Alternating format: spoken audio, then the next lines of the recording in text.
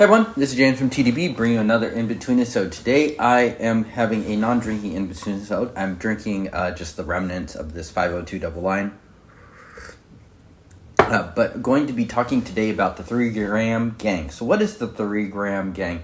Well, I recently released an article on TDB in September of 2025 talking a little bit about it. So go ahead, check that article out. I am indeed writing again as of the kind of 2025.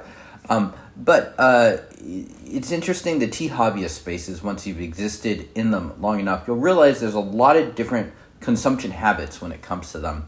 You have people that are drinking tea basically every day. You have people that have a lot of opportunities for quality sessions like myself that work from home and just have the time to, spend a little bit of time concentrating on tea and really enjoying it. You have other people that can only drink a small amount, whether it's because they have work.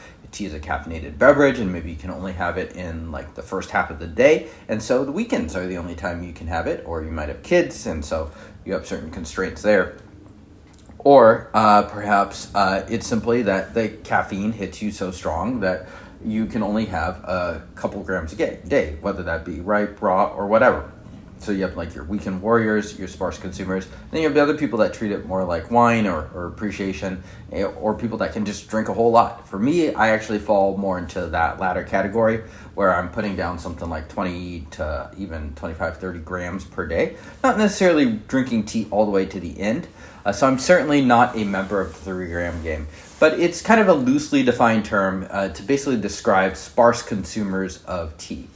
And so the math for this becomes kind of interesting, and it's very different from someone like myself, where it's like if I accidentally buy a ripe cake that turns out to be not as good as I hoped, it's pretty easy for me to just kind of put that in the morning, ripe grind, and get it down fairly quickly, unless the tea is just really, really awful or something like that. But quantity is absolutely the enemy of something like a 3 gram ganger. So shout outs to Anna as well for kind of inspiring this article idea. So when you have a 357 gram cake, these are not designed necessarily for individual consumers very well. And especially if you are a 3 gram ganger, just because you do the math on that, 357 divided by 3, you even add a little bit of buffer, 10% or whatever, because you're going to have some cake loss just through breaking it up or whatever. And you're talking about like over 100 sessions easily.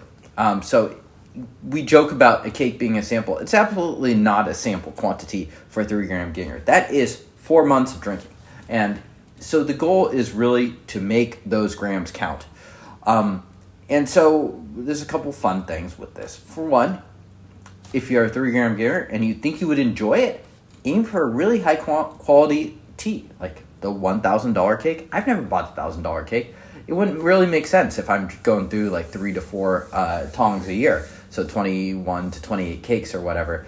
Or at least it'd be a much more of a financial burden. But if you're only drinking 3 cakes per year, and you make one of them like a $1,000 cake and the other 2 are like $100 cakes, that's really not that crazy. That's something like a $3 to $4 daily consumption habit.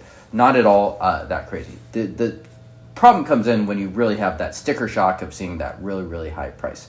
Another small thing with 3 gram gangers too is the trades. You have an extra incentive to do that. If you buy a 357 gram cake, you're not necessarily married to it necessarily, so you can go ahead, take some grams, trade it with someone else, get some variety in there. Really important to take the quantity part of it very, very seriously, especially if you don't consume that much of it. A lot of this is fairly intuitive, but I thought it was kind of a fun exercise for me to go through.